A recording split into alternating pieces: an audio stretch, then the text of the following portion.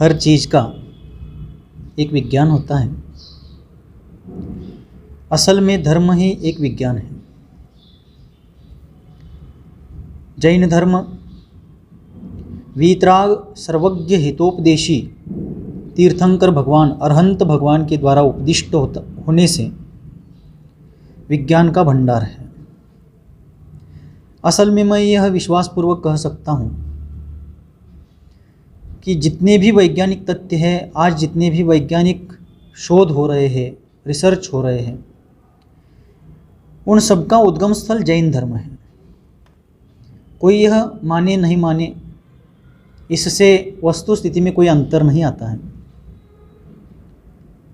क्योंकि वस्तु अपने स्वभाव में हमेशा मर्यादित रहती है। वह अपने स्वभाव का कभी त्याग नहीं करती। हम वस्तु स्वभाव को नहीं जानते हैं, उसके महत्व को, उसके मर्म को नहीं समझते हैं, हम उसका मूल्यांकन नहीं कर पाते हैं। इससे वस्तु स्वरूप में कोई भी फर्क नहीं पड़ता है। और जब कोई चीज़ मर्यादा में होती है तब वह शोभा पाती है, लेकिन जब मर्यादा का उल्लंघन होता है तो मर्यादा का उल्लंघन करने वाले को अवश्यमेव दंडित होना पड़ता है, दंड पाना पड़ता है। इसलिए हमारे यहाँ गौर करके देखा जाए, ध्यान दे करके देखा जाए तो हर चीज़ के नियम, कानून, विधि विधान, संविधान बनाए गए हैं। भाषा को व्यवस्थित बनाने के लिए व्याकरण शास्त्र है, हमारे जीवन मूल्यों को व्यवस्थित बनाने के लिए चारित्र शास्त्र है, चारित्र का वर्णन करने वाले चरणानुयोग के ग्रंथ हैं। यहाँ तक कि ट्रैफिक को कंट्रोल करने के लिए भी ट्रैफिक के रूल्स हैं, आरटीओ बनाया गया है। राष्ट्रीय कानूनों को व्यवस्थित तरीके से फॉलो करने के लिए भारत का संविधान है। हर राष्ट्र का अपना संविधान है। प्रकृति का भी अपना संविधान होता है, और प्रकृति के संविधान का, प्रकृति के नीति नियमों का, प्रकृति के कायदे कानूनों का पालन करने में प्राणी मात्र का हित होता है। और प्रकृति का अर्थ है स्वभाव। प्राणी जब स्वभाव से विपरीत विभाव की ओर जाता है तब वह अपने लिए भी और अपने साथ साथ औरों के लिए भी दुखकारी बन जाता है। पानी शीतल होता है तो सबके लिए आह्लाददायक होता है, और वही पानी अपना शीतल स्वभाव छोड़ करके खौलने लगता है, उबलने लगता है, उफड़ने लगता है, तो वह नियम से पीड़ादायक बन जाता है और स्वयं भी उबल उबल करके भाप बन करके अपने क्वांटिटी को, अपने विपुलता को खो देता है। ठीक इसी प्रकार शरीर का भी अपना धर्म है, शरीर का भी अपना स्वभाव है। और शरीर जो है वात, पित्त, कफ, इन 3 धातुओं से संचालित है। और इन वात, पित्त, कफ, इन 3 धातुओं को सुव्यवस्थित रखने के लिए, स्थिर रखने के लिए, स्वास्थ्यकारक रखने के लिए मनुष्य को अपने दैनिक मूल्यों का, खान पान का, आचार विचार का, जीवन शैली का और दैनंदिन क्रियाकलाप का पूर्ण रूप से यथोचित, मर्यादित और जीवन मूल्य के अनुसार पालन करना चाहिए। रात्रि का भोजन जो होता है, प्रश्न उपस्थित किया गया है कि रात्रि भोजन क्या जैन धर्म का एक रिवाज है, परंपरा है? क्या यह सबके लिए फॉलो करने लायक चीज़ है, अथवा रात्रि भोजन का त्याग जो है किसी विशिष्ट वर्ग के लिए है, क्या सबके लिए आचरणीय है? यह प्रश्न जब उपस्थित किया गया है तो इसका उत्तर यह है, रात्रि भोजन का जो त्याग है उसका उपदेश जैन धर्म में तो विशेष करके दिया ही गया है, लेकिन जैन लोग ही मात्र इसको फॉलो करें, इसका अनुसरण करें, इसके अनुयायी बने, ऐसा कोई नियम नहीं है। अपन जागरूक दृष्टि से अगर प्रकृति की ओर देखते हैं तो सर्वत्र देखने को यही मिलता है कि जितने भी शाकाहारी पशु पंछी हैं और जंगल में रहते हैं विशेष करके, वे दिन में ही अपना घास फूस और दाना चुग्गा कर लेते हैं, रात्रि में अपने अपने स्थानों पर विश्राम करते हैं। किंतु मनुष्य है जिसने सारे संसार में, सारे प्रकृति में एक विप्लव, एक विशेष प्रकार का तूफान सा खड़ा कर दिया है। आज भी सूर्य पूर्व में उगता है, पश्चिम में ढलता है। आज भी हवा निरंतर बहने वाली है, नदी गतिमान है, पंछी निरंतर उड़ते हैं, घोंसलों में रहते हैं, दिन भर उड़ान भरते हैं, रात्रि में विश्राम करते हैं। सभी ने अपने अपने नीति नियमों का पालन किया है, लेकिन मनुष्य अनियंत्रित हो चुका है और इसलिए प्रकृति का नियंत्रण भी खोता जा रहा है। और निरंतर विश्व भर से अपन ये जानते, सुनते, देखते, पढ़ते हैं कि अनेक प्रकार की प्राकृतिक आपदाएं आ रही हैं। रात्रि भोजन एक विज्ञान है। सूर्य का अस्त होने के बाद सूर्य के अल्ट्रावायलेट किरणों के अभाव के कारण प्रकृति में शाम के समय से लेकर रात भर अनेकों प्रकार के सूक्ष्म जीवाणुओं का, सूक्ष्म कीड़ों का, सूक्ष्म त्रस्त जीवों का उत्पत्ति होती रहती है। इस चीज़ को अपन विशेष करके बरसात के दिनों में देख सकते हैं। बरसात के दिनों में लाइट्स जलती है, उस समय बल्ब के आसपास, मर्क्यूरीज के आसपास कितने सारे, ढेर सारे कीड़े, हजारों कीड़े मकोड़े अपन देख सकते हैं। और इसलिए रात्रि में भोजन करते समय, अन्न पकाते समय, उस अन्न में, भोजन सामग्री में किस किस प्रकार के जीव जंतु गिर रहे हैं, किस किस प्रकार के जीव जंतु भोजन के साथ हमारे पेट में जा रहे हैं, इस चीज़ का हम अनुमान भी नहीं लगा पाते। और उन सब कारणों से हिंसा आदि का पाप तो होता ही है, साथ साथ वो सारे कीड़े जो है वो सारे एक प्रकार से मांस, रक्त आदि से युक्त होते हैं, उससे मांसाहार का पाप भी लगता है। और साथ साथ ये सारे ऐसे विकृत जीव जंतु हमारे पेट में भोजन से चले जाने के कारण अनेक प्रकार की व्याधियाँ उत्पन्न होती हैं। पहले लोगों के पास सुविधा कम थी, लेकिन दुविधाएं भी कम थी। उनके पास साधन कम थे, लेकिन साधना बहुत थी।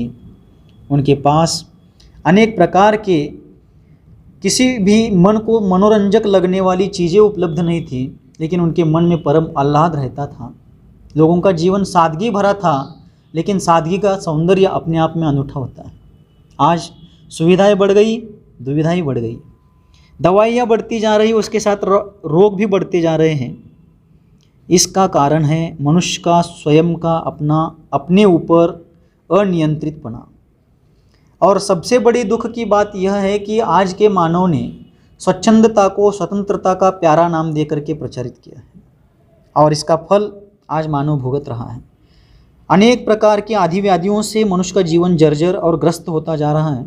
पुराने ज़माने में देखो, बुजुर्ग लोग शाम के समय भोजन करके रात्रि में जल्दी विश्राम करके सुबह जल्दी उठते थे, दिन भर श्रम करते थे, उनका स्वास्थ्य अच्छा रहता था। आज छोटे छोटे बच्चों को भी कमर के बेल्ट आए हैं, गले के बेल्ट आए हैं। अभी पालने से पैर नीचे नहीं टेके हैं तब तक चश्मे लग गए हैं। यह सब मनुष्य के खान पान, आचार विचार का दुष्प्रभाव है। जीवन शैली, बिगड़ती जीवन शैली का यह सब साइड इफ़ेक्ट, दुष्प्रभाव है, और इसका बहुत बुरा फल मनुष्य को भुगतना पड़ेगा। आज अपन देखते हैं, डॉक्टर्स भी कह रहे हैं कि सोने के पहले 4 घंटे भोजन करो, 3 से 4 घंटे भोजन करो। क्यों? क्योंकि तुरंत रात में भोजन करके हम सो जाते हैं तो खाया हुआ अन्न पचता नहीं, फिर कब्ज होता है। वह अन्न अंदर पचने के बजाय सड़ता जाता है। एसिडिटी, कब्ज और नाना प्रकार के वात, पित्त, कफ संबंधी विकार निर्माण कर देता है और मनुष्य को जीवन भर के लिए रोगी बनाता है। उसके बजाय शाम के 5 बजे के दौरान भोजन कर लिया और रात्रि में 10 के दरमियान विश्राम करने से पहले 3-4 घंटे इधर उधर का परिश्रम हो गया। खाया हुआ अन्न सहजता से पचता है, शरीर के लिए स्वास्थ्यवर्धक और शक्तिवर्धक बनता है। किंतु खाना खा करके, भोजन करके तुरंत सोने से वह अन्न न स्वास्थ्यवर्धक होता है, न शक्तिवर्धक होता है, बल्कि अनेक रोगों का बीज बन जाता है। इसलिए भोजन जो है शाम के समय करना चाहिए। इससे अनेक फायदे हैं। आज दुर्दैव से लोग रात्रि में शादी विवाह कर रहे हैं, वहाँ भी इस चीज़ को अच्छे से समझा जा सकता है। कितने अधिक मात्रा में विद्युत का, इलेक्ट्रिकल शक्तियों का, पावर्स का उपयोग, दुरुपयोग किया जा रहा है। पानी कितना ज़्यादा बहता है, उस लाइट के माध्यम से कितने सारे जीव जंतुओं की हिंसा होती है। अनेकों जीव भोजन सामग्री में पड़ करके नाना प्रकार की व्याधियों के कारण बनते हैं, पाप के कारण बनते हैं। तो इन सारी चीज़ों को देख करके रात्रि भोजन का त्याग करने का प्रयास अवश्य करना चाहिए, क्योंकि आयुर्वेद का सिद्धांत तो यह है सुबह का भोजन मध्याह्न 12 बजे से पहले संपन्न हो जाना चाहिए। इसका शास्त्रीय कारण, वैज्ञानिक कारण यह है कि सूर्य जब तक उदयाचल से अपने मस्तक के ऊपर नहीं आता है तब तक उसकी चढ़ती गति होती है, तापमान चढ़ता जाता है और चढ़ते ताप के कारण खाया हुआ उस मध्याह्न काल के पहले सेवन किया हुआ भोजन आसानी से पच जाता है, शरीर के धातु उपधातु रूप से वह अवश्य में सूटेबल हो जाता है। और सूर्य जैसे जैसे ढलता जाता है हमारी जठराग्नि भी मंद पड़ती जाती है, क्षुधाग्नि भी मंद पड़ती जाती है और उस कारण से वह भोजन ठीक तरीके से हमारे उपयोग में ना आकर के अधवा तधवा ही विसर्जित हो जाता है। लेकिन हमें यह चीज़ समझनी है कि क्षुधा, जिसे अपन भूख कहते हैं, भूख एक रोग है और अन्न एक दवा है। लोग अगर जीभ की तरफ देख करके अनियंत्रित होकर के दिन में भी अनावश्यक खाना पीना करेंगे और रात में करेंगे तो नियम रूप से अनेक रोगों के और अनेक पापों के पात्र बन करके दुखी जीवन भुगतेंगे। आज खुली आंखों से, जागरूक दृष्टि से सर्वत्र देखा जाए तो डॉक्टर्स भी बता रहे हैं कि आलू मत खाओ।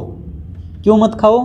क्योंकि आलू खाने से डायबिटीज़ बढ़ती है, मोटापा बढ़ता है, अनेक रोग हो रहे हैं, डॉक्टर्स बता रहे हैं। तो रात्रि भोजन का त्याग, जमीन कंद का त्याग, यह सिद्धांत तो जैन धर्म ने, जिनेंद्र भगवान ने, जैन उपदेशकों ने अनादिकाल से कहे हैं और अनंत काल तक के लिए कहा है।